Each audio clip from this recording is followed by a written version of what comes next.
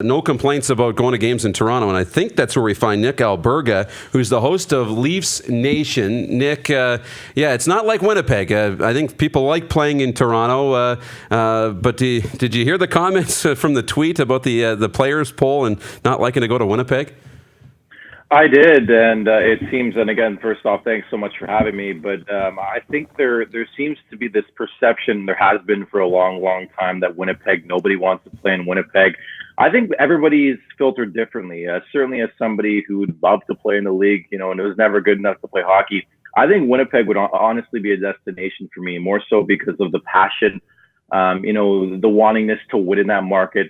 I just think is incredible and uncanny, and I think they really have it good there in terms of how they're treated when they're doing well. Certainly when markets like that are not doing as well, it's not as good. But again, there seems to be a perception for a long, long period of time that everybody hates playing in Winnipeg. I don't buy that. I love the passion that market brings.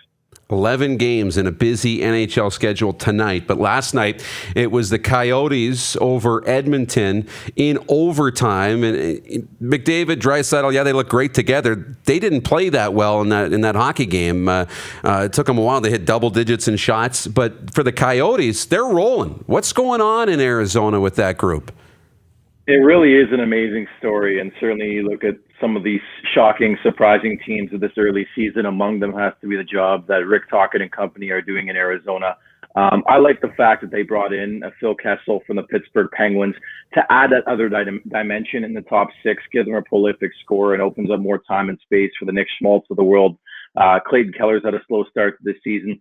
But what you'll notice with Arizona is they play with a lot of structure, and the goaltending's been strong so far. Darcy Kemper has stolen that crease away from Antti Raanta, who just has not been able to stay healthy in his first couple of years here with the Coyotes. But they made a trade, I believe, a year and a half ago, Tobias Reeder going to the Los Angeles Kings, and they brought in Darcy Kemper just for some insulation at that time in between the pipes. And he's been a revelation, how strong he's been, how great he's been in that system. But I think you look at Arizona, too. A lot of people don't really realize or notice that team or watch them very much, just the cohesive unit that they do play with. And also the other dimension, they have a lot of professionals on that team. I know it's cliche to say that, but guys like Derek Stepan, even I like how heavy Jacob Chychrun, the youngster, brings a lot to the table. Oliver Ekman-Larsson, still one of the more underrated defensemen in this league.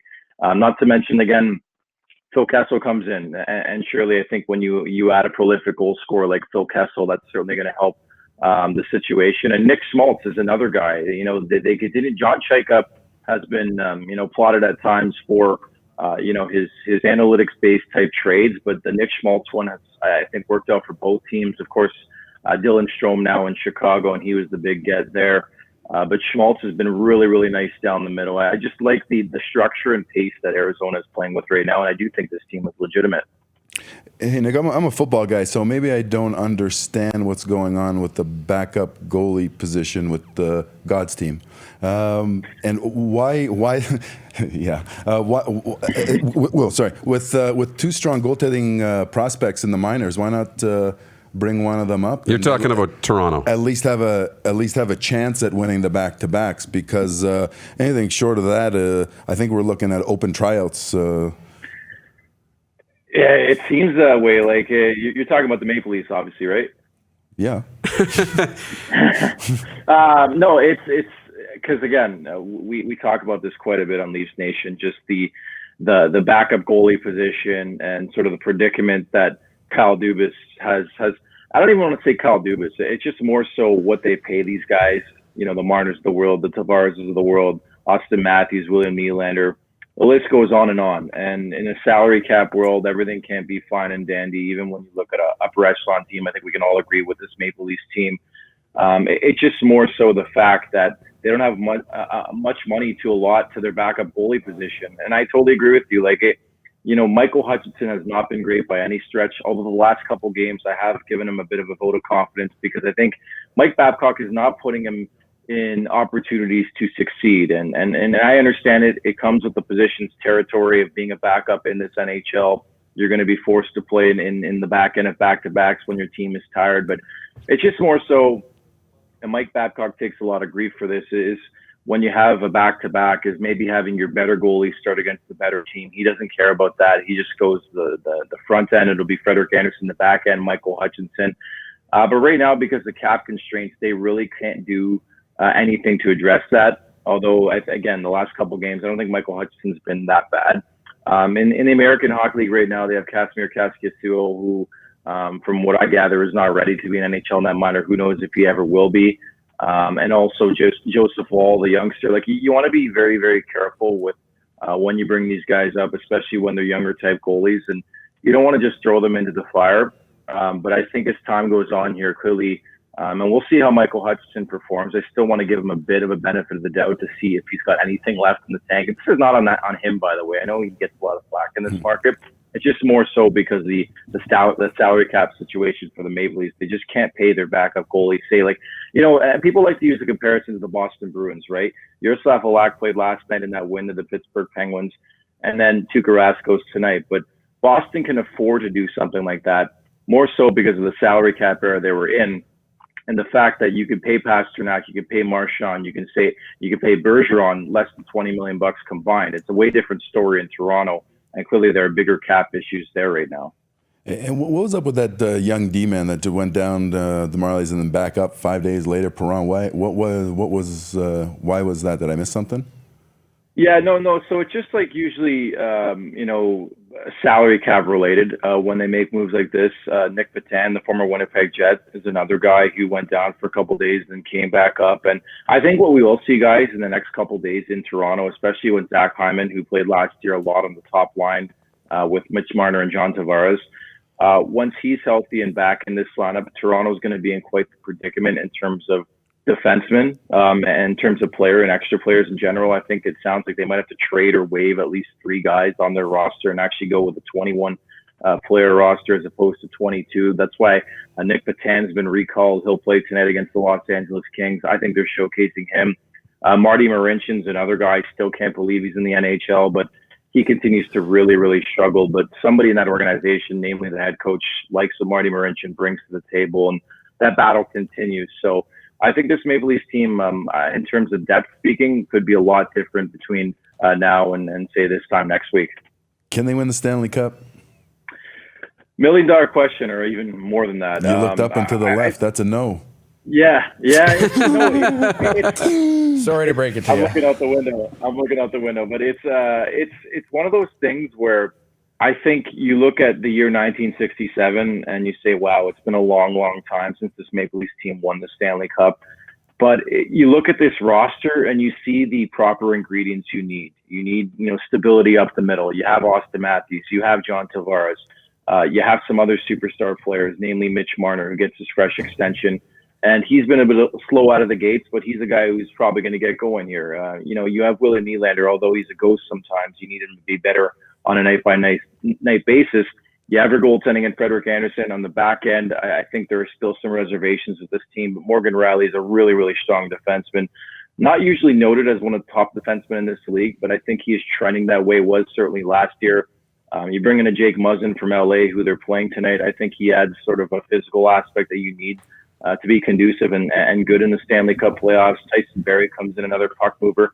Like, there are a lot of great pieces on this roster, but again, it's no excuse. You run into the Boston Bruins every Stanley Cup playoffs, and that team is just really, really seasoned. We saw it again last year, guys. Went all the way to the Stanley Cup final, fell short against the St. Louis Blues, and we're seeing it again this year with their magnificent start. And funny enough, this could benefit the Leafs, although I don't know if you could use the word benefit, because right now, if a 2-3 matchup were to get steam here, it would be Toronto and Tampa, you would think. But again, the Boston Bruins have had a strong start, the Montreal Canadiens. So you could definitely lose a season in October. You can't win anything, and this Maple Leafs team, bottom line, needs to start playing some better hockey here.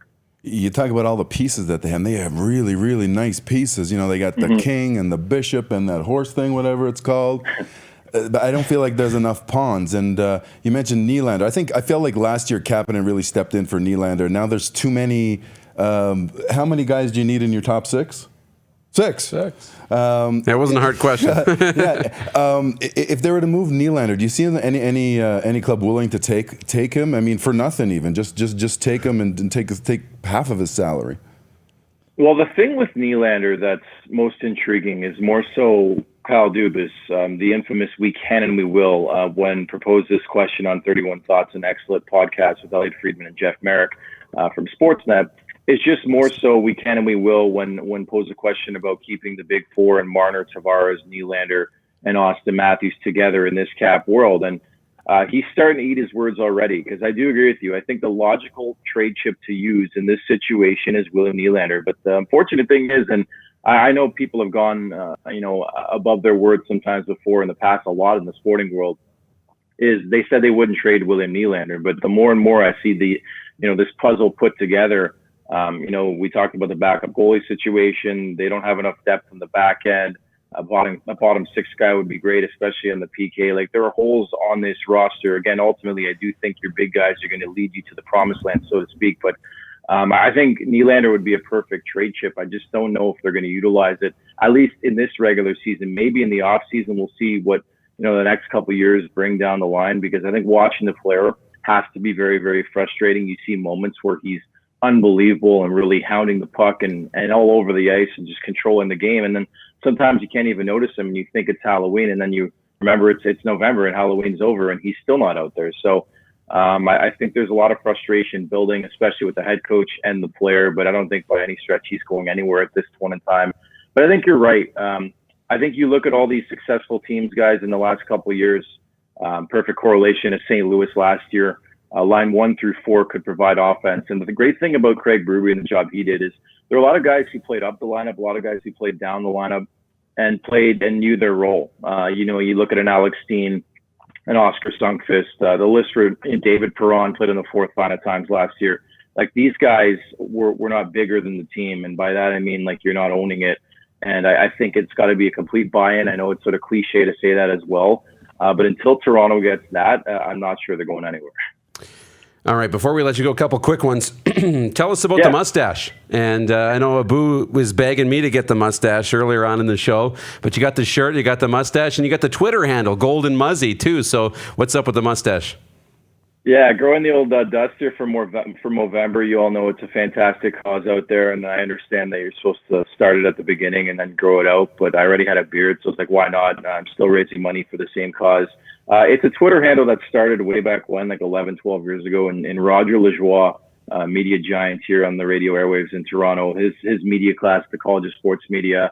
My mustache at the time came in a bit blonde. It does still come in a bit blonde. And I said, why not the Golden Muzzy? Because we were pressured into making Twitter accounts. It has stuck. People call me Muzzy. And every Movember ever since, I've been raising money for cancer awareness. As you guys know, it just plays a factor in our everyday lives. And I just want to do my part, quite frankly. I don't care how hideous I look. It's a lot of fun. It's great to take pictures as well, and I like to see this flourish. And I think we should all do our part here in this drive. That's awesome. Great stuff. And finally, you got a great partnership with DraftKings. Tell us what's up with you and DraftKings and how that's going. I do. So I launched a podcast aptly called Unmuzzled in late August, and it features sort of my thoughts and dealings with what's happening in the National Hockey League world. It features a star-studded guest each week. I had Peter Bondra on last week. Adam Henrique of the Anaheim Ducks is going to join me this week, and DraftKings and I have come together. If you're aware of daily fantasy sports, I am a fantasy contributor as well, and one of the leads at sportsnet.ca for fantasy hockey. So just another drive to get cooking here. You can find the link to join in my bio on Twitter at the Golden Muzzy, and it's been a lot of fun to put this podcast together, as you very well know, just to talk and express your love for sport, for sure. Nick, appreciate this. All the best, and hope you'll join us again sometime soon. Thanks so much, guys. Take care. You're watching Rod Pedersen On Demand. For more of The Rod Pedersen Show, visit rodpedersen.com or follow Rod Pedersen on social media.